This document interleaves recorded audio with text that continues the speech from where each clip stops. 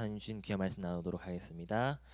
네, 솔로몬이 죽고 그의 아들 르호보암 때가 되었을 때 이스라엘은 남쪽의 르호보암, 남유다의 르호보암 그리고 북이스라엘의 여로보암 이렇게 해서 두 나라로 쪼개지게 됩니다. 여로보암이 10개 지파를 데리고 떨어져 나가서 이제 나라를 세운 것이죠. 그런데 여로보암이 그렇게 해서 나라를 세운 때로부터 시작해서 북이스라엘에는 왕조만 9개, 왕은 19명의 왕들이 있었습니다. 그런데 그 19명의 왕 중에서 단 한 명도 하나님 앞에 온전한 왕도 없었고 단 한 명도 이스라엘 백성들을 바른 길로 이끈 왕이 없었습니다. 북이스라엘 왕들은 온 나라를 범죄케 한 그 첫 번째 왕 여로보암이 베델에 금송아지를 설치한 것이 금송아지를 세우고 제단 설치하는 것이 그것이 죄의 시작이었는데 그 죄에서 벗어나지 않고 똑같이 아니면 오히려 더 심각하게 우상을 숭배하고 그리고 악한 일 여호와보시 악한 일을 행해서 악한 일을 행하고 또 권력을 차지하기 위해서 서로 죽이고 싸우고 하는 잔혹한 정치를 일삼았습니다. 결국 이렇게 죄악을 행하는 이스라엘에 대해서 북이스라엘에 대해서 여호와 하나님의 진노가 쌓여서 무려 19명의 왕들 가운데 쌓여 있습니다. 그래서 하나님께서는 아수르라고 하는 심판의 도끼를 마침내 그들의 발 아래에 두십니다. 하나님께서는 이스라엘의 동쪽 멀리에 있는 메소포타미아 지역에 있는 아수르라는 나라를 크게 성장시키십니다. 아수르는 주변의 나라들을 정복하면서 점점 커지고 하면서 무서운 속도로 성장합니다. 그리고 마침내는 어디까지 갔을까요? 이스라엘까지 그 영향력이 미치게 됩니다. 아수르는 지금 미국과 같은 초강대국입니다. 이스라엘이 가진 힘으로는 아수르에 감히 대항할 생각도 못합니다. 그래서 이스라엘 왕들은 어떻게 했냐면 일단 살아남아야 되니까 아수르 왕한테 가서 제가 당신의 신하가 되겠습니다. 곡물도 바치겠습니다. 하면서 신하가 되는 길을 선택합니다. 오늘 본문의 이스라엘 왕인 호세아, 북이스라엘 왕인 호세아도 이런 상황 속에서 왕위에 올랐습니다. 호세아가 왕이 되었을 당시에 이미 북이스라엘의 영토는 많이 아수르에게 넘어가 버린 상태고 그리고 이스라엘은 많은 곡물을 아수르에게 바쳐야 하는 그런 상황이었습니다. 그리고 오직 사마리아 성과 일부 영토만이 호세아에게 남아 있었습니다.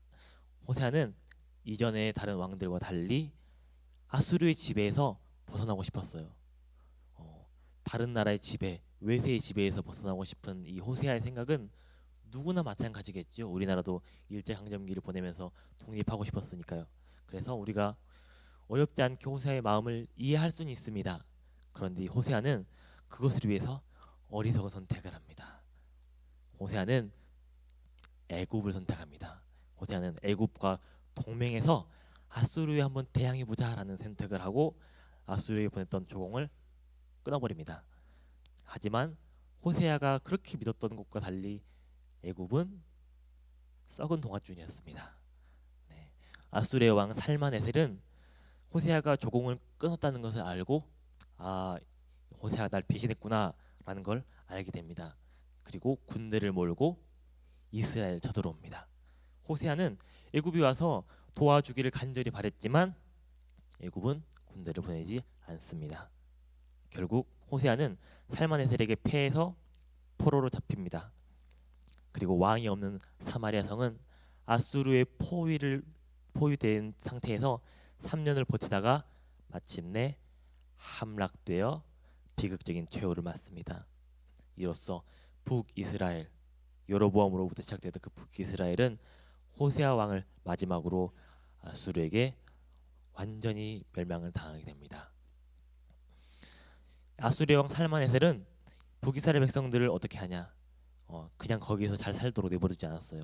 강제로 메소포타미아 아수르와 정복했던 지역 곳곳으로 이주시켜 버립니다. 그리고 그 지역에 있었던 원주민들 바벨론과 구다와 아와와 하맛과 스발와임이라고 이렇게 나와 있는데 그 지구 각지에 있던 사람들을 끌어다가 이스라엘 땅에 거주하게 합니다. 아수르의 이주 정책으로 인해서 북이스라엘 사람들은 거기서 이제 외국인들과 같이 사니까 함께 통혼하게 되겠죠. 그래서 혈통적으로도 이방 민족과 섞여 버리게 되고 종교적으로도 이방 민족들과 혼합주의를 이루게 됩니다. 결국 북이스라엘은 민족적 순수성도 잃어버리고 영적 순수성도 잃어버리고 그런 상태로 계속 살아가게 됩니다. 그래서 그들이 신약 시대에 와서는 그들이 살고 있는 사마리아 성을 중심으로 해서 사마리아인들이라고 우리가 부르게 되는 것이죠. 이스라엘 원래 12지파가 있었는데 10지파는 이렇게 역사 속으로 완전히 사라지게 되는 비극적인 최후를 맞게 되는 것입니다. 북이스라엘이 이렇게 처참하게 멸망당한 것은 여로보암 때부터 시작된 그리고 그들이 계속 쌓여왔던 죄악에서 기인한 바가 큽니다. 열왕기의 기자는 북이스라엘이 이렇게 멸망하게 된 원인에 대해서 오늘 본문 15장 7절에서부터 25절까지 길게 서술하고 있습니다. 그런데 그 서술들이 낯설지가 않아요. 굉장히 익숙해요. 왜냐하면 그 서술들은 이미 수백 년 수천 년 전 모세의 시대 때 모세를 통해서 하나님께서 모세의 책 신명기와 레위기와 민수기를 통해서 그들에게 경고하고 또 경고했던 말씀이고 또한 선지자들을 통해서 그들에게 경고하고 또 경고했던 말씀이기 때문이죠. 그러니까 이스라엘 백성들은 하나님께서 그렇게 말씀하고 그렇게 경고했음에도 불구하고 돌이키지 않고 그들의 악을 계속 행함으로 인해서 경고했던 그 경고가 마침내는 성취되게 한 것입니다. 여러분 북이스라엘이 멸망한 것이 호세아 왕 한 사람의 잘못만은 아닙니다. 하지만 호세아는 이스라엘이 멸망하게 된 그 멸망의 방아쇠를 당긴 인물임은 분명합니다. 그러니까 호세아는 그저 억울하게 망국의 군주가 된 것이 아니라 어리석은 판단과 생각으로 그럴 만한 행동을 해서 온 나라를 멸망으로 이끌게 한 장본인인 것입니다. 호세아와 비슷한 시기에 물론 조금 뒤이긴 하지만 바로 다음 장에 나옵니다. 히스기야라는 남유다의 왕이 등장합니다. 그런데 호세아는 위기에 빠진 자기 나라 백성들을 데리고 멸망으로 인도했지만 히스기야는 마찬가지로 아수르의 침공을 받거든요. 그리고 북이스라엘 남유다나 아수르 앞에서는 작은 약소국인 건 동일해요. 그런데 히스기야는 이 남유다를 아수르로부터 구하는 데 성공합니다. 그렇다면 우리는 그 차이에 대해서 물론 히스기야는 우리가 내일 더 자세히 보게 되겠지만 그 차이에 대해서 그리고 살펴보면서 호세아의 실패의 원인에 대해서 우리는 더욱더 명확히 알 수 있을 것입니다. 호세아가 실패한 가장 큰 이유는 그가 자기가 지금 처해 있는 상황을 너무나도 모른다는 것이었습니다.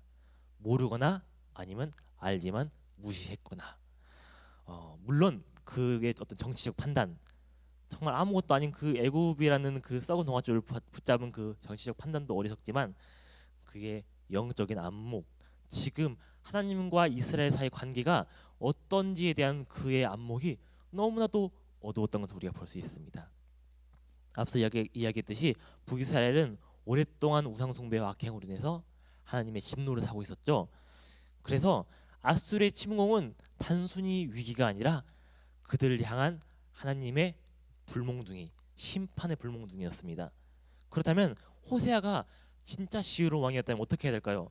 지금 그 문제, 아수르의 침공이라는 그 문제만 바라보는 것이 아니라 자신들의 조상들로부터 켜켜이 쌓인 그 죄악에 대한 하나님의 심판으로서의 아수르라는 것을 그가 깨닫고 하나님 앞에서 어떻게 할까요? 정말 무릎 꿇고 허리를 동이고 머리에 죄를 뒤집어 쓰고 하나님 정말 우리 잘못했습니다. 나의 조상들의 죄를 용서해 주십시오. 그리고 나의 백성의 죄를 용서해 주십시오라고 하면서 왕으로서 회개를 가장 먼저 하는 것이 우선이었을 것입니다. 하지만 호세아는 하나님 앞에서 회개하지 않습니다. 회개하지 않고 그가 물론 오늘 본문에서 그가 그 전에 있었던 다른 북이스라엘 왕들처럼 악을 하지 않았다라고 말하지만 그는 하나님 앞에서 또한 회개하거나 바로 선 인물도 아니었습니다. 그도 마찬가지로 하나님 앞에서 악을 행하는 인물이었을 뿐입니다. 그리고 두 번째 호세아는 하나님을 의지하는 것이 아니라 애굽을 의지합니다. 이것은 북이스라엘뿐만 아니라 이후에 남유다의 왕들이 저지르기도 하는 죄이기도 합니다. 여호와 하나님께서 북이스라엘을 아수르의 손으로 여호와 하나님께서는 북이스라엘 아수르의 손에서 건지실 수 있는 능력이 있는 분이십니다. 그리고 하나님께서는 이스라엘을 사랑하시고 그들의 아버지가 되시고 그들에게 약속하시기를 너희가 나에게 부르짖으면 내가 너를 구원하겠다라고 하셨던 분이십니다. 그런데 호세아는 하나님에게 아뢰 기조차 하지 않습니다. 하나님, 내가 어떤 상황이다라고 아뢰는 기도조차 하지 않습니다. 그러다가 그가 선택했던 것이 하나님 대신 선택했던 것이 애굽입니다. 하지만 애굽은 솔직히 말해서 아수르에 비해서 딱히 강한 나라도 아닙니다. 그리고 이스라엘 침공 받았을 당시에 받을 때 무조건 애굽이 도로 온다라는 보장도 없어요. 그저 애굽은 그들의 이익에 따라서 움직일 뿐이죠. 그럼에도 불구하고 호세아는 어리석게도 애굽을 의지합니다. 결국 신앙의 눈도 어둡고 하나님을 향한 믿음조차 없는 이 호세아는 이스라엘 심판하시는 하나님의 불몽둥이 아수르에 의해서 처참하게 무너지고 맙니다. 하지만 우리가 내일 보겠지만 이와 반면교사로 남유다의 왕 히스기야는 어떻게 하죠? 다른 것 아무것도 하지 않습니다. 랍사게의 그 비난 받고 하나님 앞에 나아가서 먼저 옷을 찢고 배를 동이고 성전에 들어가서 하나님 살려주세요, 하나님 제발 도와주세요라고 하면서 작정기도 드립니다. 그래서 그 결과 하나님께서는 남유다가 도무지 이길 수 없는 아수르의 18만 5천의 대군을 여호와 하나님의 권능으로 말미암아 하루아침에 송장으로 만들어버리는 기적을 베푸시고 남유다를 지키십니다. 이것이 하나님을 의지한 자 그리고 세상을 의지한 자가 보이는 차이인 것입니다. 여러분, 호세아의 실패는 우리에게 본보기의 교훈을 줍니다. 마치 아수르의 침공과 같이 때로 우리가 삶을 살아가면서 도무지 나의 힘으로 나의 능력으로는 극복할 수 없는 문제들을 맞닥뜨리게 될 때가 있습니다. 이때 우리가 가장 먼저 해야 될 것은 호세아의 실패가 아니라 먼저 이 문제가 도대체 왜 나에게 왔는지에 대해서 신앙의 눈으로 그 문제를 바라보는 것입니다. 문제만을 바라보면 아무런 해결책이 보이지 않아요. 그냥 암담할 뿐이에요. 저자를 뿐이에요. 하지만 성경 안에서 나의 상황을 묵상하면서 하나님께서 이 문제를 통해서 내게 하시려는 말씀이 무엇인가 귀 기울이면 그때 신앙 안에서 그 문제가 어떤 것인지 우리가 깨닫게 됩니다. 그리고 우리가 그렇게 깨닫기 위해서는 영적으로 깨어 있어야 되고 호세아처럼 영적으로 어두운 사람이 어느 날 하루아침에 갑자기 그 상황을 발견할 수 있는 것이 아니에요. 늘 하나님께 기도하고 동행할 때 우리는 우리 내 삶에 닥치는 그 문제들 속에서 하나님의 음성을 들을 수 있고 올바른 판단을 할 수 있는 것입니다. 호세아의 실패가 준 또 다른 교훈은 우리가 삶을 살아갈 때 모든 순간 속에서 가장 먼저 물론 우리가 다른 세상적인 방법을 아예 끊으라라는 건 아니에요. 하지만 가장 먼저 우리가 선택해야 될 것은 바로 하나님께 기도하고 하나님의 도우심을 먼저 구해야 하는 것입니다. 우리 삶 속에서 구원이 될 수 있는 분은 하나님 한 분밖에 없어요. 당장 우리가 보기에는 세상적인 수단, 세상적인 도구, 세상적인 도움이 눈에 보이니까 확 당장 가져다 쓰면 될 것 같으니까 그것이 도움이 될 것 같아요. 하지만 진짜 근본적인 해결책은 비록 지금 눈에 보이지 않지만 비록 도와주실지 안 도와주실지 마음속에 걱정되고 염려가 되지만 그럼에도 불구하고 온전히 하나님께 도우심을 구하고 맡겨드리는 것입니다. 하나님께서는 온전히 믿고 맡기고 하나님께 도움을 구하는 자 히스기야처럼 하나님께 하나님 도와주세요라고 하면서 간절히 붙들고 기도한 자를 결코 외면하지 않으십니다. 그리고 애굽에서 그들을 건져내셨듯이 강한 팔을 펴서 우리를 건져주십니다. 여러분, 우리는 살아가면서 수많은 문제 상황 속에 처합니다. 세상 사람들은 자기가 극복할 수 없는 문제, 자기가 이겨낼 수 없는 문제를 처하면 자포자기하고 좌절하고 그리고 극단적인 선택을 할 때가 많습니다. 하지만 여러분, 우리가 신앙인이라면, 우리가 하나님을 믿는 신앙인이라면 달라야 되지 않겠습니까?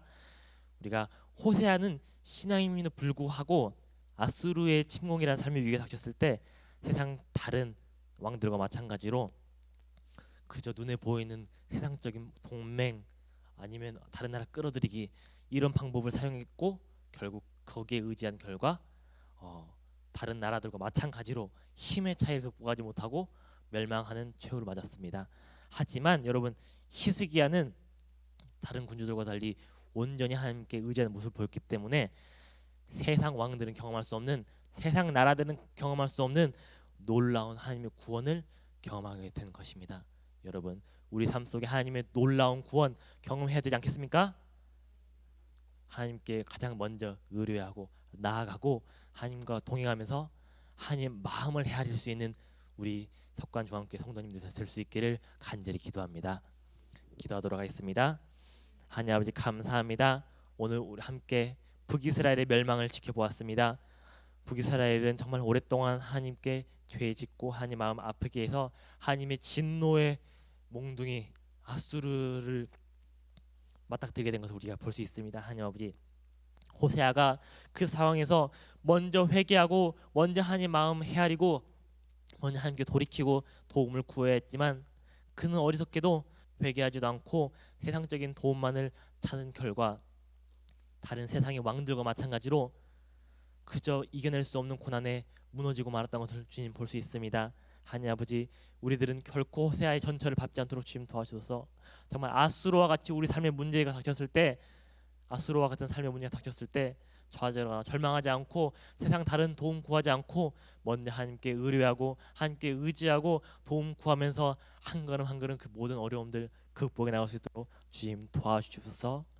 이 모든 기도 우리 주 예수 그리스도의 이름으로 기도드렸습니다. 아멘. 함께 주기도